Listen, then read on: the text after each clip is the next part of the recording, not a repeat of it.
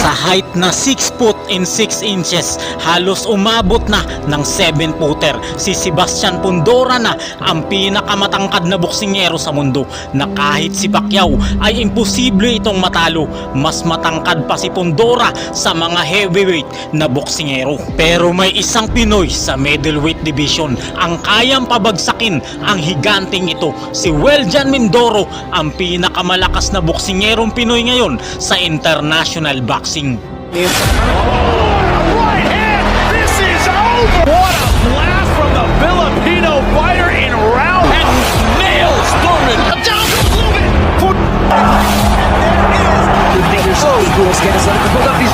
He's getting tired. Good job getting into a firefight.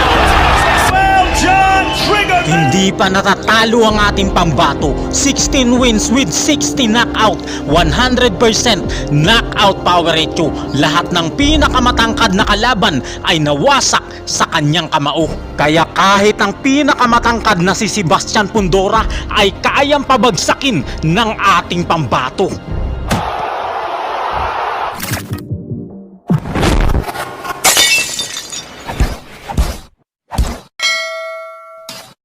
Kaya sa bidyong ito, narito ang pinakamatatangkad na boksingero na winasak ni Weljan Mindoro.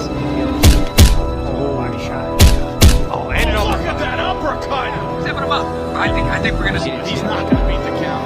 Natulala si Manny Pacquiao nang manood ng live sa kanyang cellphone sa napakagandang ginawa ng kanyang paboritong alaga sa middleweight division.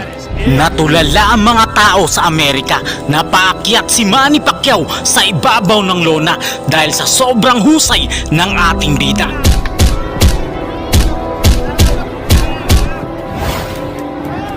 Siya na ang pinakamatinding Pinoy na boksingero ngayong era. Mas matindi pa kay Manny Pacquiao ang ating boksingero na maaari na makaharap at magpabagsak kay Canelo. I think this used to be the point at which he had him pet back in the corner there. He was clubbing him around and the rule obviously now. And if you're in the corner, your job is to stop that happening. Sobrang lakas po ng Pinoy na ito. Napahanga talaga si Terence Crawford, Dimitri Bivol, Arthur Beterbiev at si Manny Pacquiao na umakyat pa sa ibabaw ng lona para isuot sa ating bida ang IBA belt na kampyonato na napanalunan niya. At sa pinakahuli niyang laban sa bansang Amerika, natulala ang mga tao na nanunood sa venue sa sobrang husay ng dahil sa mga impresibong panalong ito ay kinuha na siya ng MP promotion at lumipad ng ating bida papunta sa bansang Amerika. At dito siya sinanay ng gusto ng mga Amerikano para maging isang perpektong halimaw na boksingero.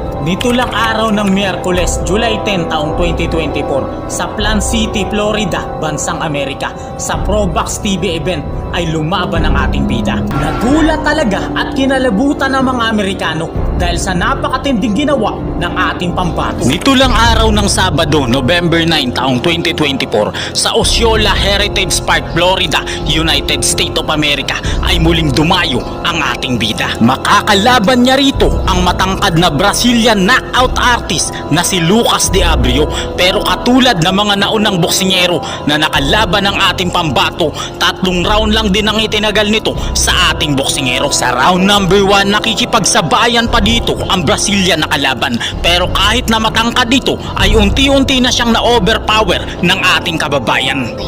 It does take punches pretty well, big punches. So now we're talking about this off-air. Duro kind of reminds us of Lester Martinez. Stocking's built like you know what how he is. Yeah, a little more. Yeah, very very similar in terms of his style. He bangs you pick you up. And Lord into making those mistakes. He's too trigger happy. He kind of work his way through this. Maybe this is overall 120 amateur fights at a good level in Brazil. Another Fight Box TV. Rarely they reach an amateur pedigree, like we said, you can to find that fight. Tough dude, British guy, pretty decent. It makes him fun, but yeah, it also makes him very close. You're on the run. Fighter from Brazil, still in it. Sa pagpasok ng round number 2, pagdaan ng maladiwatang ringer ay biglang nag-init ang dugo ng ating boksingero at napabagsak niya dito ng 2 beses ang kalabang Brasiliano.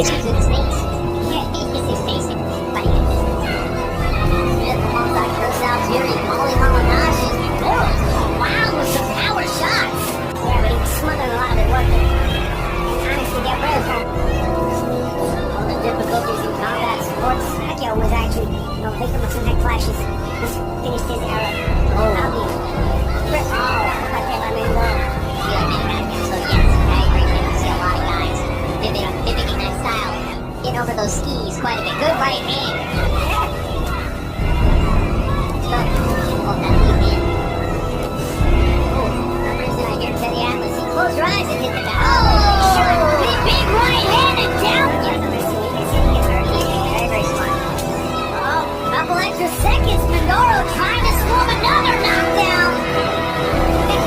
Na-save by the bell pa ang kalaban pero halatang halata dito na di na niya kayang lumaban. By the bell in round number 2.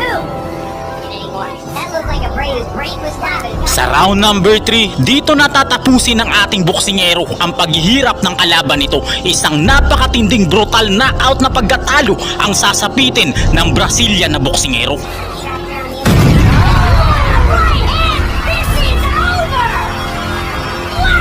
Natulala talaga si Edgar Berlanga, kinilabutan si Canelo at palakpakan ang lahat ng mga Amerikano nang masaksihan ng lakas ni Weljan Mindoro na balang araw ay magiging world champion na natin ito. Nito lang araw ng Biyernes, December 6 taong 2024 sa United Arab Emirates, Dubai ay muling dumayo ang ating pambato. Makakaharap niya rito ang knockout artist ng bansang Australia na si Joel Camilleri, pero katulad ng ibang boksingero, round number 4 lang din ang itatagal nito sa ating pambato. Round number 1 nagtansyahan ng dalawang boksingero pero lamang kaagad dito ang lakas ng ating pambato. The black trying to trim with gold. Yeah, this features the KO of the year. Candidate Highland John getting him out of there. Playing one thing. Dito sa round number 4, tatapusin na ng kabayan ang paghihirap ng kalaban. Sobrang lalakas ng kamao ang pinakawalan ng ating boksingero. Ilang beses binalangang nakatayo ang kalaban, kaya walang nang nagawa dito ang referee at itinigil na ang laban. Back to the ropes and lands with a right cross. Clever boxing out of the corner from Camilleri, who's remained responsible. But now he's beginning to be teed off upon by Mindoro. Is this a stoppage? No, it's a standing count. So, ref against Camilleri. Oh, that's a beautiful right hand on the resumption, but now Mindoro has got his man going and he's seeking to demonstrate that he is a precise and merciless finisher once again. It's an awful long time to negotiate. Beautiful left hook, but then a right hand in response from Camilleri. But Mindoro really is finding the range on his punches now and wearing all of them flush. Here's Camilleri. He's endured it far. He's taken a standing count. Back into the breach. Steps Mindoro.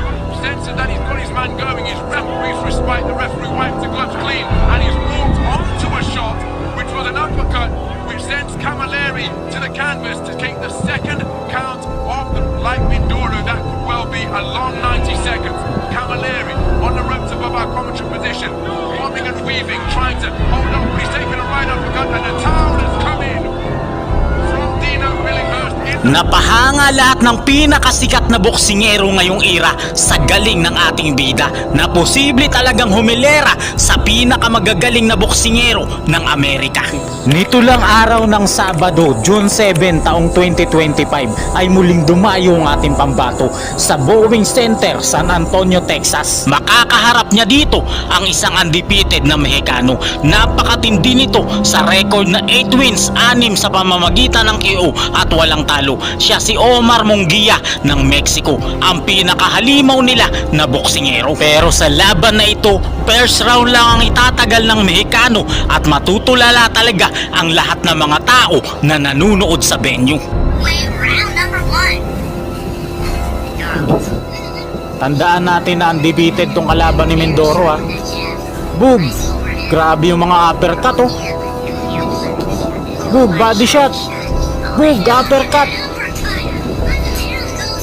Grabe nangyari sa kalaban ni Mindoro dito mga boss. Ang lakas nun, body shot, pinagsamang uppercut at body shot. Iyak yung kalaban niya oh. Grabe. Sobrang lakas at sobrang sakit ng pakiramdam nun oh. Grabe, napaiyak sa sakit mga kaibigan. Aabangan talaga tong batang boksidor na to na si Weljan Mindoro. Right, before this, you gotta be alert to it. Mindoro plays that first one by you. Yeah, he's staying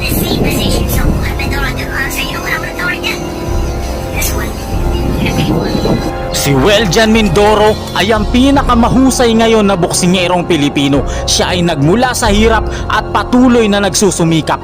Di na magtatagal ay matutupad niya lahat ang kanyang pinapangarap.